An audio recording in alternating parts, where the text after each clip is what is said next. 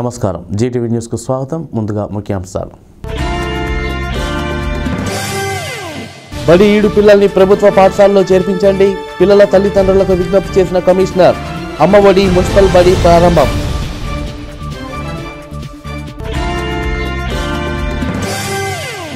స్వర్ణకార వృత్తిదారుని ప్రభుత్వం ఆదుకోవాలి. బీసీ సంఘ రాష్ట్ర అధ్యక్షులు కేసన వెల్లడి. ప్రత్యేక కార్పొరేషన్ ఏర్పాటు చేయాలంటూ డిమాండ్.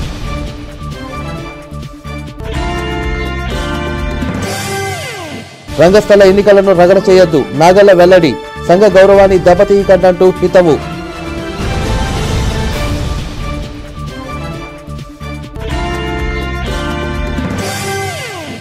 బడి ఈడు పిల్లలందరినీ పాఠశాలలకు పంపించాలని మున్సిపల్ కమిషనర్ ఎస్ వెంకటకృష్ణ పిల్లల తల్లిదండ్రులకు విజ్ఞప్తి చేశారు. ఐతానగర్లో అమ్మ బడి మున్సిపల్ బడి కార్యక్రమాన్ని కమిషనర్ ప్రారంభించారు. తెనాలి మున్సిపల్ పాఠశాలలు మెరుగైన సౌకర్యాలు కల్పించడంతో పాటుగా గుణాత్మక విద్యను అందించి ఇండియా స్థాయి పోటీ పరీక్షలకు విద్యార్థులను తీర్చిదిద్దుతున్నట్లు మున్సిపల్ కమిషనర్ వెంకటకృష్ణ అన్నారు.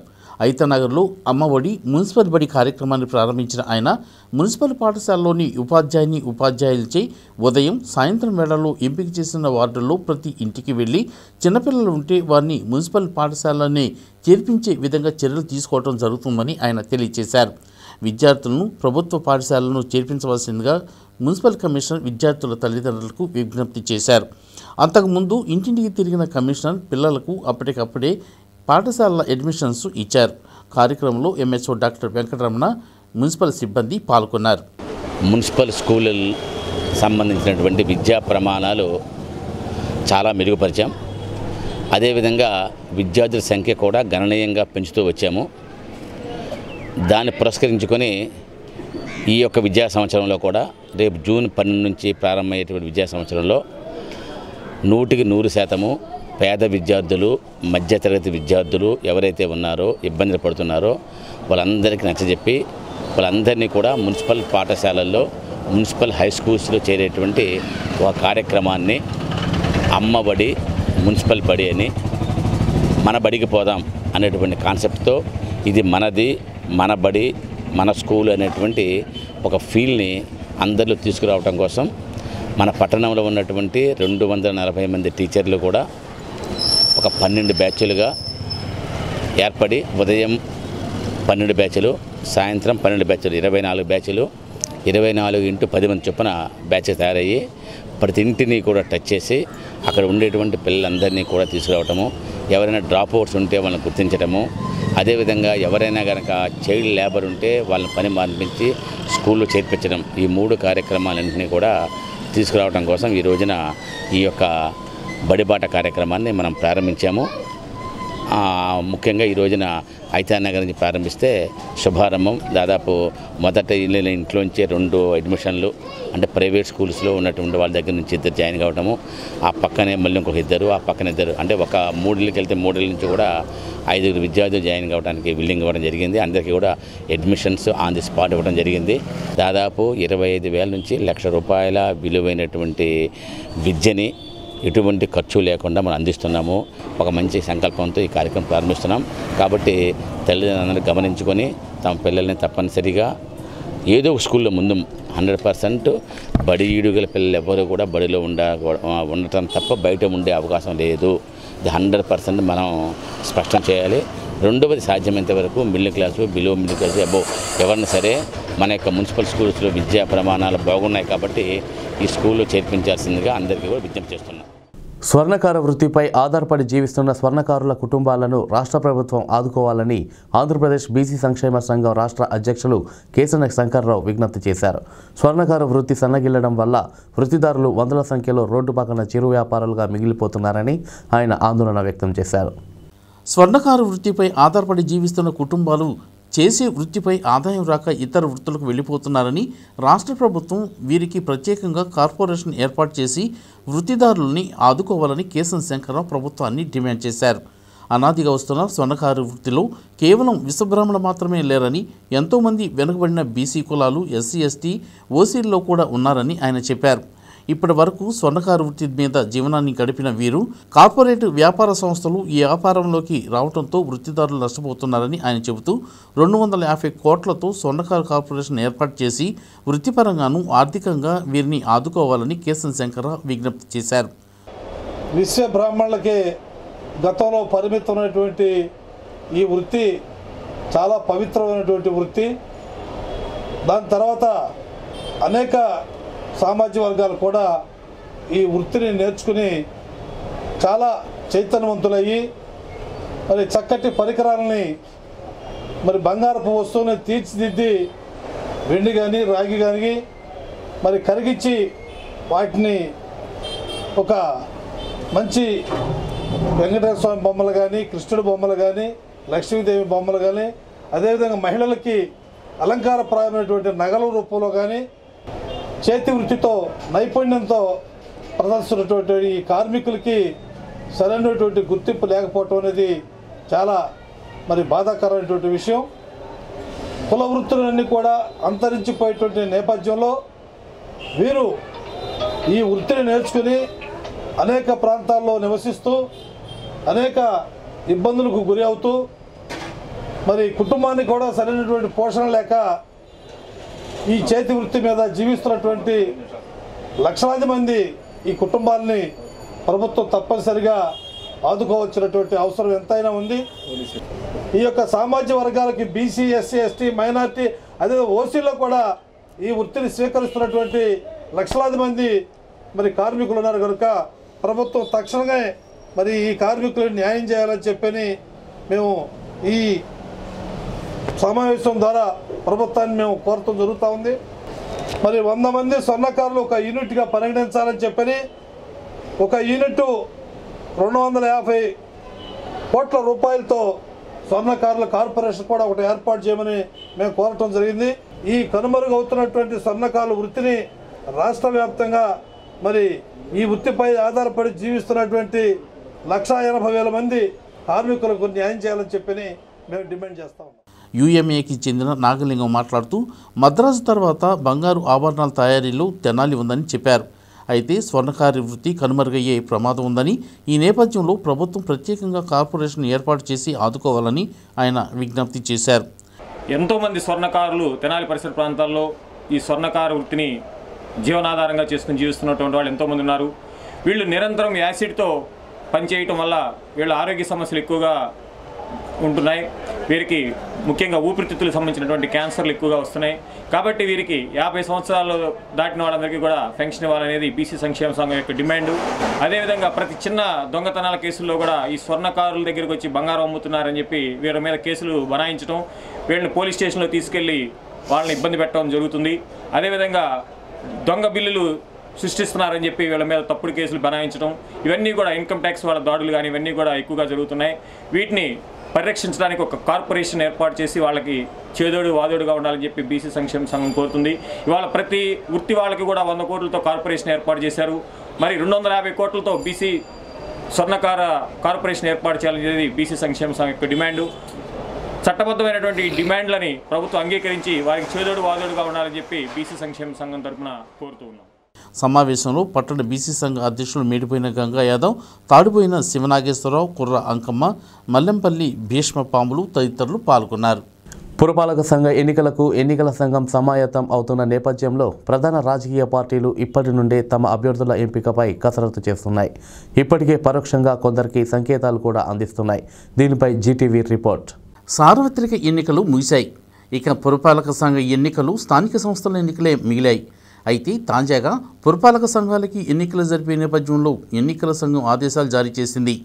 ఈ తరుణంలో తెనాలి పురపాలక సంఘం 2019 జనవరి 1వ తేదీ నాటికి నమోదైన ఓటర్ల జాబితాను, తదనంతరం జరిగిన సవరణల ఓటర్ల జాబితాను ఇప్పటికీ సిద్ధం చేసింది. మే 1వ తేదీన ఓటర్ల జాబితాను ప్రకటించేందుకు పురపాలక సంఘం నిర్ణయించింది. ఈ నేపథ్యంలో ప్రధాన రాజకీయ పార్టీలు అభ్యర్థులను ఎంపిక చేయడంలో కసరత్తు చేస్తున్నాయి. ముఖ్యంగా మే 23వ తేదీ నాటి ఎన్నికల ఫలితాలు ప్రభావం చూపనున్న నేపథ్యంలో అభ్యర్థుల ఎంపికలో అన్ని హంగులు కలవారిని నియమించేందుకు ఆలోచన చేస్తున్నాయి. ఇందుకు సంబంధించి ఒక వార్డుకి 3 నుంచి 5 అభ్యర్థుల పరిశీలనలో తీసుకుంటున్నాయి. కులపరంగాను, డబ్బు పరంగాను స్థానికంగా ఉన్న బలంను ప్రధానాంశంగా తీసుకుంటున్నాయి. అయితే రిజర్వేషన్ల నేపథ్యంలో అభ్యర్థులను ఎంపిక చేయాల్సి వస్తే ఆ అభ్యర్థులకు సపోర్టుగా ఉండేలా మరికొంతమందిని పరిశీలనకు తీసుకుంటున్నట్లు తెలుస్తోంది. ఇప్పటికే ప్రధాన రాజకీయ పార్టీలు కొంతమందికి పరోక్షంగా సంకేతాలు కూడా జారీ చేశాయి. ఇప్పటి నుండి వార్డులో తిరుగుతూ రేపటి పార్టీ విజయం కోసం ప్రయత్నాలు చేసేలా మార్గదర్శకాలు ఆ పార్టీ నాయకులు అందిస్తున్నారు. ఏది ఎలా ఉన్నా ఒకవైపు ఎన్నికల ఫలితాలపై ఉత్కంఠ, మరొక వైపు రాబోయే ఎన్నికలపై ప్రణాళిక ఆలోచనలతో నాయకులు తలమునకలై ఉన్నారు. తెనాలి పురపాలక సంఘం నేతృత్వంలో పట్టణంలో 2 చోట్ల చలివేంద్రాలను ప్రారంభించారు. చలివేంద్రాన్ని ప్రారంభించిన మున్సిపల్ కమిషనర్ వెంకటకృష్ణ వేసవిలో తీసుకోవాల్సిన జాగ్రత్తల గురించి వివరించారు. వేసవి ఉష్ణోగ్రతలు రోజురోజుకు పెరుగుతున్నాయని, ప్రజలు అత్యవసర పని ఉంటే తప్ప బయటికి రావద్దని కమిషనర్ వెంకటకృష్ణ విజ్ఞప్తి చేశారు. ముఖ్యంగా పెద్దవాళ్లు, గర్భిణీ స్త్రీలు, పసిబిడ్డలు జాగ్రత్తగా ఉండాలని చెబుతూ వేసవిలో తాగేవి, తినేవి, అలాగే తినకూడనివి, త్రాగకూడని వంటి వాటిని వివరించడంతో పాటు కరపత్రాలను పంపిణీ చేసినట్లు కమిషనర్ చెప్పారు. ఇంతేకాక వేసవిలో తిరిగితే పలు వ్యాధులు వచ్చే అవకాశం ఉందని ఆయన చెప్పారు. పురపాలక సంఘ పరిధిలో ప్రతి చోట చలివేంద్రాలు ఏర్పాటు చేయడం జరుగుతుందని, అవసరమైతే దాతల సహకారంతో ఓఆర్ఎస్ ప్యాకెట్లు, మజ్జిగ వంటివి కూడా ప్రజలకు ఇచ్చేందుకు చర్యలు తీసుకుంటామని కమిషనర్ వెంకటకృష్ణ తెలియజేశారు. తొలుత మార్కెట్ వంతెన వద్ద గల బస్టాండ్లో ఏర్పాటు చేసిన చలివేంద్రాన్ని కమిషనర్ వెంకటకృష్ణ ప్రారంభించారు. కార్యక్రమంలో ఎంహెచ్ఓ డాక్టర్ వెంకటరమణ, శానిటరీ ఇన్స్పెక్టర్లు, సిబ్బంది పాల్గొన్నారు. వేసవి కాలంలో పట్టణానికి వచ్చినటువంటి ప్రయాణికులు, అదే పట్టణంలో సంచరించేటువంటి వివిధ ప్రజలందరికీ కూడా ఇబ్బంది కలిగించకుండా ఉండేందుకు గాను అన్ని చోట్ల కూడా చలివేంద్రాలు, మజ్జిగ కేంద్రాలు, వీటితో పాటు ఎవరికైనా వడదెబ్బ తగిలిన సేద తీయటానికి కూడా మంచి ప్రదేశాలు ఉండే ఉద్దేశంతో అన్ని ముఖ్యమైన కూడల్లో కూడా ఈ వడగాల్పుల ఉపశమన కేంద్రాల పేరుతో ఈ చలివేంద్రంతో పాటు దాని పక్కనే ఒక 20 కుర్చీలు వేసి ఒక గంట సేపు సేద తీరే విధంగాను, అదేవిధంగా వాళ్ళు మంచినీళ్ళు, మజ్జిగ ఉండే విధంగానే ఏర్పాటు చేస్తున్నాం. ఇంకా ఎవరికైనా ఇబ్బందికరంగా ఉంటే కనుక ఓఆర్ఎస్ ప్యాకెట్ కూడా అందుబాటులో పెట్టాము. ఈ ఓఆర్ఎస్ ప్యాకెట్లు కూడా మంచినీళ్ళు కలుపుకొని తాగితే కనుక వెంటనే ఒక 10 నిమిషాల్లో వాళ్ళకి ఉపశమనం వస్తుంది.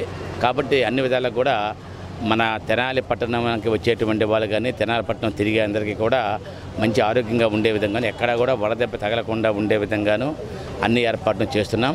అదే సందర్భంలో ప్రజలందరికీ విజ్ఞప్తి ఏంటంటే, ఎట్టి పరిస్థితుల్లోనూ కూడా మీరెవరూ కూడా మీ పిల్లల్ని కానీ, మీరు కానీ సాధ్యమైనంత వరకు 12 గంటల నుంచి 3 గంటల మధ్య ఎటువంటి ప్రయాణాలు చేయొద్దని, సాధ్యమైనంత వరకు ఇంటి దగ్గరే ఉండే విధంగా ఏర్పాటు చేయండి. అత్యవసరమైన పరిస్థితుల్లో బయటికి వెళ్లాల్సి వస్తే కనుక నీళ్ళు ఎక్కువ తాగాలి.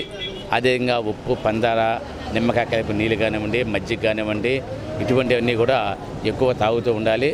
తప్పనిసరిగా ఎంత ఎక్కువ నీళ్ళు తాగితే అంతవరకు ఆరోగ్యకరంగా ఉంటుంది. కాబట్టి ఆ విషయం గమనించుకొని సాధ్యమైనంతవరకు అన్ని మెలకువల్ని కూడా పాటించాలని ప్రజలందరినీ కోరుతున్నాను. తెనాలి పట్టణ రంగస్థల కళాకారుల సంఘానికి ఎన్నికలు జరుగుతున్న నేపథ్యంలో పోటీ చేసే ప్యానెల్స్ మధ్య వివాదం రాజుకుంటోంది. ఒకరిపై ఒకరు విమర్శలకు దిగుతున్నారు. నిన్న ఒక ప్యానెల్ మరొక ప్యానెల్పై ఆరోపణలు చేస్తే నేడు రెండవ ప్యానెల్ చేసిన ఆరోపణలను తిప్పికొట్టేది. కళలకు కాణాచిగా వెలుగొందుతున్న తెనాలిలో కళాకారుల మధ్య వివాదం రాజుకుంటోంది. సంఘానికి జరుగుతున్న ఎన్నికలే దీనికి వేదిక అయింది. 3 దశాబ్దాలకు పైగా సేవలందిస్తున్న కళాకారుల సంఘం గడిచిన 1-2 ఎన్నికల నుండి వివాదాలకు తావిస్తోంది. ఈ నేపథ్యంలో గౌతమ్ గ్రాండ్లో సత్యనారాయణ శెట్టి ప్యానెల్ ప్రత్యర్థి ప్యానెల్ నాగళ్ల దుర్గాప్రసాద్ ప్యానెల్పై పరోక్షంగా విమర్శనాస్త్రాలు చేసింది. దీంతో రెండో ప్యానెల్ అయిన దుర్గాప్రసాద్ ప్యానెల్ తమపై వచ్చిన ఆరోపణలను, విమర్శలను తిప్పికొట్టింది. ఇంతేకాకుండా ఎంతో గౌరవప్రదంగా ఉండే కళాకారుల సంఘాన్ని వివాదాస్పదం చేయవద్దని కూడా హితవు పలికింది. సంఘంపై చేసిన తీవ్ర ఆరోపణలను ఖండించింది. మీడియా సమావేశంలో నాగళ్ల దుర్గాప్రసాద్ మాట్లాడుతూ, పట్టణ రంగస్థల కళాకారుల సంఘం 1978 ఆంధ్రప్రదేశ్ సొసైటీ రిజిస్ట్రేషన్ చట్టం కింద సొసైటీగా రిజిస్ట్రేషన్ చేయించడం జరిగిందని చెప్పిన ఆయన, కళాకారుల సంక్షేమంలోనూ ఒక లక్ష్యంతో పనిచేసిందని చెప్పారు. అలాగే సంఘ భవన నిర్మాణంలోనూ పని విధానంలో అవాకులు చవాకులు మాట్లాడితే మంచిది కాదని, ఇది కళాకారుల సంఘాన్ని పల్సన చేయటమేనని ఆయన పేర్కొన్నారు. 40 ఏళ్ల సుదీర్ఘంగా మనుగడ సాగించిన ఒక సంస్థ అంటే దాన్ని సాధికారతకి ఎవరు కూడా ప్రశ్నించలేనటువంటి విషయం. ఎంతోమంది పనిచేసి ఈ స్థాయికి తీసుకొచ్చిన సంఘాన్ని సమాజం దృష్టిలో ఏదో వివాదాస్పద వ్యాఖ్యలతోటి దానికి ఉన్న గౌరవాన్ని తగ్గించడం అనేది, అది వివాదం చేయటం అనేది అది సభ్యత కాదు, భావ్యం కూడా కాదు. 35 సంవత్సరాలు ఉన్నటువంటి వ్యక్తి ఇవాళ అధ్యక్షుడిగా సేవ చేశాడు, కార్యదర్శిగా ఉన్నాడని చెప్తున్నారు. కానీ ఆయన ఇప్పుడు అధ్యక్షుడిగా ఉండి అదే సంఘానికి లక్ష్యాలు లేవని, దానికి న్యాయబద్ధత లేదని, లేదా అది సరిగ్గా నడవట్లేదని చెప్పడం అనేది చాలా బాధాకరమైనటువంటి విషయం. సంఘం సభ్యులకి పెన్షన్లు వచ్చే విషయంలో కానీ, మొన్న ఇళ్ళు వచ్చిన విషయంలో కానీ, దానికి ఒక భవనం నిర్మించడం కానీ, కన్స్ట్రక్టివ్గా వాళ్ళ కష్టాల్లో పనిచేయటంలో అందరూ పూర్వ అధ్యక్షులు తోటి కార్యదర్శిగా ఉన్న వ్యక్తి దాన్ని వివాదాస్పద చేయటం, కేవలం అది ఏదో ప్రతిపక్షంలాగా మాట్లాడటం, ఎవరైతే నేరం చేశారో వాళ్ళే ఆ నేరాన్ని ఎదుటి వాళ్ళ మీద నెట్టాలని చూడటం అది భావ్యం కాదు. ఏ నిర్ణయం జరిగినా అది సర్వసభ సమావేశంలో తీసుకున్న నిర్ణయాలని వివాదాస్పదం చేయటం అనేది భావ్యం కాదు. అది సంఘానికి గౌరవం కాదు. సమాజం దృష్టిలో కళాకారుల సంఘాన్ని ఎవరూ కూడా పలచన చేయటానికి ఎవరికీ ఆ హక్కు లేదు. ఏదైనా ఉంటే మనం జనరల్బాడీ చేసినప్పుడు వచ్చి మాట్లాడుకుని ఉండవలసింది. బహిరంగంగా చర్చిపెట్టి ఇంటి గుట్టుని బయటపడేయటం అనేది కళాకారుల సంఘానికి గౌరవం కాదు. నేను హృదయపూర్వకంగా చెప్తున్నాను, వాళ్ళకి అభ్యర్థించి చెప్తున్నాను, సంఘాన్ని వివాదాస్పదం చేయొద్దు, గౌరవంగా పోటీ పడదాం, ఎవరు గెలిచినా కూడా అందరం కలిసి ఉందాం. అంతేగాని ఎవరినో కించపరచడానికి సంఘాన్ని దయచేసి దిగజార్చొద్దు అని హృదయపూర్వకంగా చెప్తాను. సమావేశంలో ఆరాధ్యుల కోటేశ్వరరావు, దేవిశెట్టి కృష్ణారావు, దీపాల సుబ్రహ్మణ్యం, నిర్మల రమేష్, బెజ్జంకి నాగమణి, ఎం రామలింగేశ్వరరావు, కెవి శ్రీనివాసరావు, నన్నపనేని రాంబాబు, వెంకటేశ్వర సాహెబ్ తదితరులు పాల్గొన్నారు. శ్రీలంకలో జరిగిన మారణ హోమంను నిరసిస్తూ తెనాలి నియోజకవర్గ ఫాస్టర్స్ మౌన ప్రదర్శన నిర్వహించారు. బాధిత కుటుంబాలకు అందరూ అండగా ఉండాలని ఫాస్టర్స్ సంఘ అధ్యక్షులు భానుప్రసాద్ విజ్ఞప్తి చేశారు. బాంబు పేలుళ్లు, ఆత్మాహుతి దాడులతో విధ్వంసం సృష్టించిన ఉగ్రవాదుల్ని ప్రపంచ దేశాలు ఐక్యంగా నిలబడి మట్టుపెట్టాలని తెనాలి నియోజకవర్గ ఫాస్టర్స్ సంఘ అధ్యక్షులు భానుప్రసాద్ అన్నారు. మరుసుపేటలోని హిమానియల్ ప్రార్థనా గోపురం నుండి నియోజకవర్గ ఫాస్టర్లతో పట్టణంలో మౌన ప్రదర్శన నిర్వహించారు. క్రైస్తవులు ప్రశాంతంగా పునరుద్ధాన పండుగైన ఈస్టర్ నాడు క్రీస్తు ఆరాధనలో ఉన్న సమయంలో విద్రోహ చర్యకు పాల్పడటం ప్రపంచ శాంతినే ప్రశ్నించే విధంగా ఉందని భానుప్రసాద్ అన్నారు. ఇటువంటి సంఘటన జరగకుండా ఉగ్రవాదుల్ని తుదుముట్టించాలని ఆయన పేర్కొన్నారు. ఈ కార్యక్రమంలో పల్లవరపు విజయ్ కుమార్, మానుగొండ శివప్రసాద్, కొప్పుల మోషే, అన్నం Adam, Karumuri Jakraiah, CH Elisha, Korrapati Abraham తదితర పాస్టర్లు పాల్గొన్నారు. శ్రీలంకలో జరిగినటువంటి క్రైస్తవుల మీద దాడులు, అమానుషమైన మారణకాండ వలన దాదాపు 300 పైన మరి క్రైస్తవ భక్తులు మరణించడం జరిగింది. 700కు పైన గాయపరచబడటం జరిగింది. ఫోటోస్లో, చర్చిస్లో జరిగిన దాడిని బట్టి మరి చింతిస్తూ ఉన్నాం. ఇది చాలా అమానుషం. క్రైస్తవులందరూ కూడా పరమ పవిత్రంగా మరి యేసుక్రీస్తు ప్రభువారిని ఆరాధించి పూజించే ఆ క్రీస్తు పునరుద్ధాన దినమైన ఈస్టర్ పండుగ రోజు ఇలా చేయటం అనేది చాలా బాధాకరం. మరి ప్రజలు దేవుని సన్నిధికి వచ్చి మనశ్శాంతితో, ఆదరణతో, దేవుని ఆశీస్సులతో మరి వర్ధిల్లాలనే ఆకాంక్షతో చర్చికి వచ్చినప్పుడు వారిని ఈ విధంగా గాయపరిచి, వారిని ఈ విధంగా అమానుషంగా చంపి, వారి కుటుంబాలకు ఈ తీరని కొరతను ఏర్పాటు చేయటం చాలా దురదృష్టకరం. మరి ప్రపంచవ్యాప్తంగా మరి యొక్క సానుభూతిని తెలియజేస్తూ ఉన్నారు. తెనాలి నియోజకవర్గ పక్షంగా మేము కూడా వారికి సంఘీభావం తెలియజేస్తూ ఆ మృతుల కుటుంబాలకు ఆదరణ కలగాలని, అదేవిధంగా గాయపరచబడిన వారు ప్రభు యేసుక్రీస్తు నామములో స్వస్థత పొందాలని మరి ప్రభువారిని మేము ప్రార్థన చేస్తూ ఉన్నాం. మరి రాగల దినాల్లో ఇలాంటి అమానుషకరమైన సంఘటనలు జరగకుండా మరి అందరూ కూడా కలిసికట్టుగా దీన్ని ఖండించి మరి అందరికీ భద్రతా భావాన్ని కలగజేయాలని మనసారా కోరుకుంటూ ఆ మృతుల కుటుంబాలకు ప్రగాఢ సానుభూతిని తెలియజేస్తూ వారికి ఆదరణ కలగాలని ప్రభువుకు ప్రార్థన చేస్తున్నాం. వార్తలు ముగించబోయే ముందు ముఖ్యాంశాలు మరోసారి. బడి ఈడు పిల్లల్ని ప్రభుత్వ పాఠశాలలో చేర్పించండి, పిల్లల తల్లిదండ్రులకు విజ్ఞప్తి చేసిన కమిషనర్. అమ్మఒడి మున్సిపల్ బడి ప్రారంభం.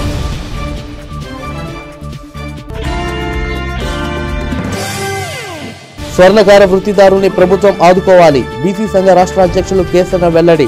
ప్రత్యేక కార్పొరేషన్ ఏర్పాటు చేయాలంటూ డిమాండ్.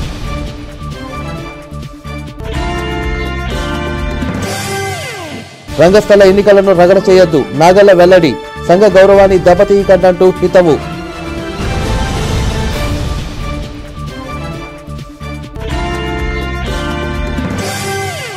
ఈ వార్తలు ఇంతటితో సమాప్తం. నమస్కారం. Hello busy people. సో ఇక్కడ ఒక గంట ఉంది కదా, అది ఇన్ కేస్ మీరు యాక్టివేట్ చేసుకున్నారనుకోండి, నేను చేసే వీడియో అప్డేట్స్, నోటిఫికేషన్స్ అన్నీ మీకు వచ్చేస్తాయి.